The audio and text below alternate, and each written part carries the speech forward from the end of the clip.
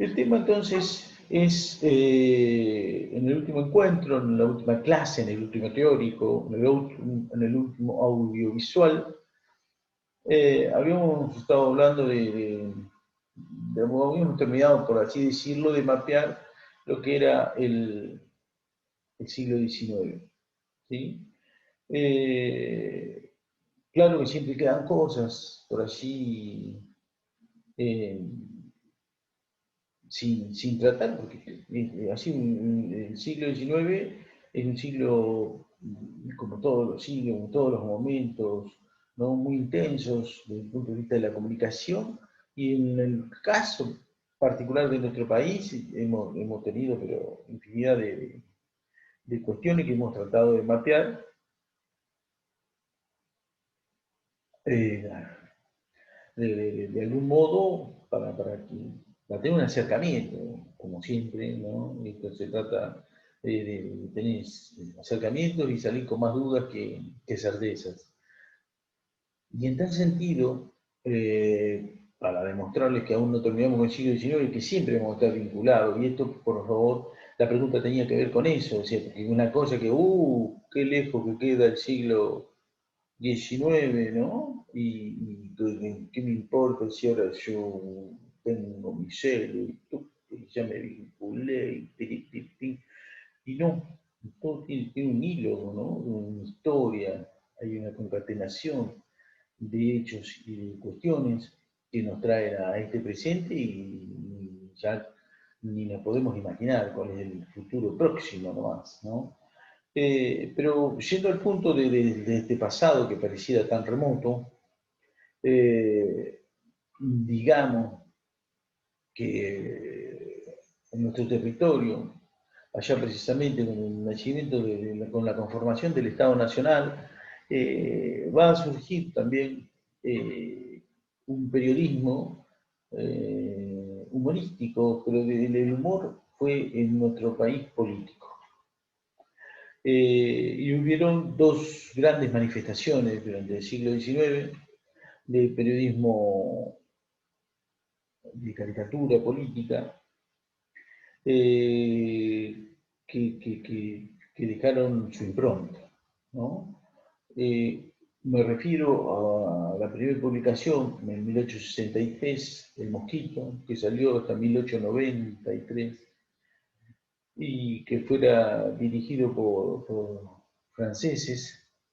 Y por otro lado, eh, estuvo a partir de 1884 Don Quijote, que estuvo de la mano de un dibujante, periodista, Sojo, Manuel Sojo, que vino también, y esto no es tan sabido, que la participación, ¿no? Con la codirección de Don Quijote, de parte de Fray Moncho.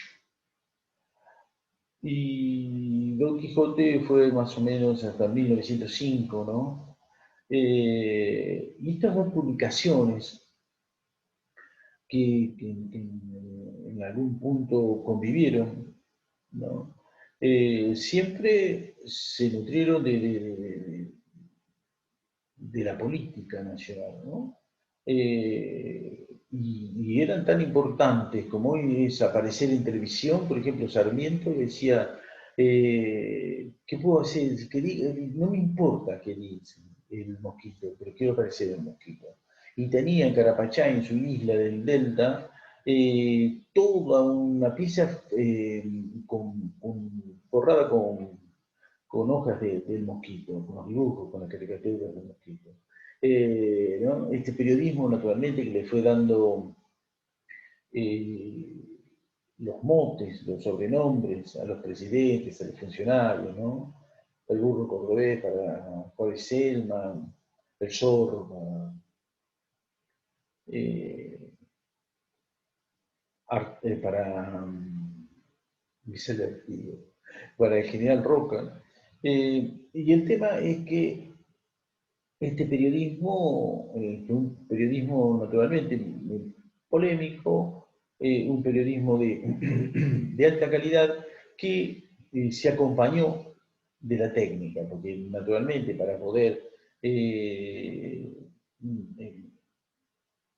imprimir las caricaturas se necesitaba también de una técnica apropiada, ¿no? Técnica que va a ir evolucionando a lo largo de la segunda mitad del siglo XIX y que va a posibilitar, ya lo vamos a ver en el 98, al semanario festivo Caras y Caretas, irrumpir en el escenario periodístico como la primera empresa periodística de nuestro país. Pero ahí vamos. Antes que quiero comentarles el tema este del mosquito, ¿no es cierto? Y del propio Don Quijote, que eran periódicos eminentemente políticos, no partidarios, porque ustedes saben que el periodismo, digamos, se puede sustraer de los partidos políticos, lo cual no quiere decir que no tenga ideología, que no tenga intencionalidad, claro que sí, pero son actores políticos. Y el periódico, el periodista, el diario, la publicación, el canal, la radio, tienen, ¿no es cierto?, esa capacidad, esa posibilidad de ser un actor político independiente, como a ellos les gusta decirse, porque dependen enteramente de su empresa editora, en este caso, de los diarios, de los periódicos, y al depender de su empresa editora, lo único que busca es, ni más ni menos, que lucrar e influir, ¿no? Pero claro, en ese lucrar e influir, van interviniendo en todo lo que es la escena política y como tienen ideología, pero son por sobre todas las cosas actores políticos, lo que van a hacer es que esa ideología puede ir mutando de una posición, ¿no es cierto? Que lo vemos en un momento apoyando a determinado partido político o determinada facción y con posterioridad van para otro lado. Para no irnos demasiado lejos, y ustedes, esto es fundamental que les quede muy claro que nosotros, los que estamos en el tema de la comunicación, debemos hablar, entiendo yo, realmente, de actor político, que es una categoría establecida por Héctor Borrat en su tesis de doctorado ya hace en la década del 80, ¿no? Que propone, ¿no es cierto?, esta categoría de análisis de actor político, porque no solamente lucra e influye, sino que también coexiste, hay un subsistema en los medios en los cuales va, ¿no es cierto?, interactuando con esos medios, y ya se me estaba escapando el ejemplo que les quería dar. El ejemplo más cercano, nosotros aquí en La Plata tendríamos, ¿no? Recuerdo Luciano Museli, que dirigí yo incluso su tesis de maestría en otra universidad, acerca donde analiza el diario El Día y el diario Hoy, con actores políticos partidarios como intendentes, concretamente como Bruera, incluso en su aspiración a ser intendente, y Alac. Y cómo los diarios, concretamente, el diario Hoy estuvo en principio con Bruera y luego con Alac, y el Día viceversa, ¿no? Y cómo ganaron y perdieron y cómo jugaron, ¿no? Y entonces uno los ve que en la política partidaria, en este caso local, no, como que no tienen bandera, ¿no? Y si pensamos en el tan hoy hegemónico y vituperado Diario Clarín, nos pasa exactamente lo mismo, ¿no es cierto? Vamos a ver que cuando llega en el 2003 Néstor Kirchner a la presidencia, el diario La Nación, de la mano con su vocero que fue el encargado de decirle a Kirchner, ¿no es cierto?, que tenía que hacer una serie de puntos, porque si no le iba a ir muy mal, que no iba a poder concretamente terminar su gobierno, que fue José Escribano, a la sazón subdirector del diario La Nación, y que Kirchner en buen romance lo manda a pasear. Hubo un acercamiento demasiado cercano, tal vez, con Clarín, ¿sí? Recordarán ustedes que, por ejemplo, cuando se aleja del gobierno, que se toma Estado Público, un domingo el ministro de Economía, eh, actual diputado nacional, y estoy buscando el nombre que no me lo acuerdo, Labaña, me salió. Entonces, sale un domingo decía, y sale en la tapa de Clarín. O sea, ¿por qué tiene esa primicia? Esa primicia, bueno, fácil, ¿no? Y esto se va a romper recién en el 2008, más o menos, la alianza esta que tiene Clarín con el kirchnerismo, concretamente con Néstor Kirchner, pero como vemos, o sea, los medios tienen, se acercan, se alejan, ¿no? Cambian de camiseta y, bueno, conforme sus intereses. Tienen intereses concretos, ¿no? Y los periodistas, porque uno siempre se pellizca y dice, no puede ser que digan lo que dicen, o sea, no pueden sentir, ¿no? Y no se ponen ni colorado, y bueno, ¿no? Van también detrás de esas banderas, porque si no, fácil para los empresarios, cada vez que son más poderosos, o sea, un periodista no tiene chance de subsistir si su empleador no lo desea, ¿no? Entonces, bueno, esta categoría de actor político es bien interesante para que ustedes la esgriman y no se les pierda de vista a la hora de analizar la realidad desde el punto de vista comunicacional, ¿no? Así que esto es bien interesante. Bueno, volvemos entonces al tema del mosquito, y lo mismo para el Don Quijote, ¿no es cierto?, de Sojo y, y Fray Mocho, ¿no es cierto?, que por ejemplo, este tan Salero Criollo, se los recomiendo cuando vean algo de Fray Mocho, por favor, José S. Silva, ¿no es cierto?, que lo compren en las librerías de usado. Él era un periodista fenomenal, ahora les voy a comentar algunas cosas, pero concretamente cuando llega Sojo, imagínense, un extranjero que llega a la Argentina y tiene que vivir de sus caricaturas, sale precisamente con Fray Mocho y van caminando por la calle en 1884, mira, vea que el viejardo que viene allá, Sarmiento, vea que el otro es Bartolomé Mitre, y aquel es Pellegrini, así iban, ¿no? En aquella Buenos Aires, que no era tan inmensa como es hoy, tiene una escala más que humana, una aldea, le iba marcando, ¿no es cierto?, quiénes eran los, los personajes políticos del momento. Y, por ejemplo, el Don Quijote tuvo un papel muy importante en la Revolución del 90. Leandro N. Alem llegó a decir que de no haber intervenido Don Quijote, la Revolución no hubiese prosperado, ¿no? Así que estaba muy metida en esa cuestión, ¿no? Y tenía un eslogan que estoy tratando de recordármelo: Don Quijote se, se vende, pero no se alquila, pero se vende, pero no se alquila, una cosa así, ¿no? Que jugaba con esta cuestión de que no tenía precio, ¿no? Pero bueno, lo cierto es que las caricaturas eran muy, muy impactantes, ¿no? Y tenía una llegada al público que era fenomenal. Claro está que esta beligerancia no es que culmine hacia fines de siglo, más concretamente estamos en 1898. cuando surge Caras y Caretas.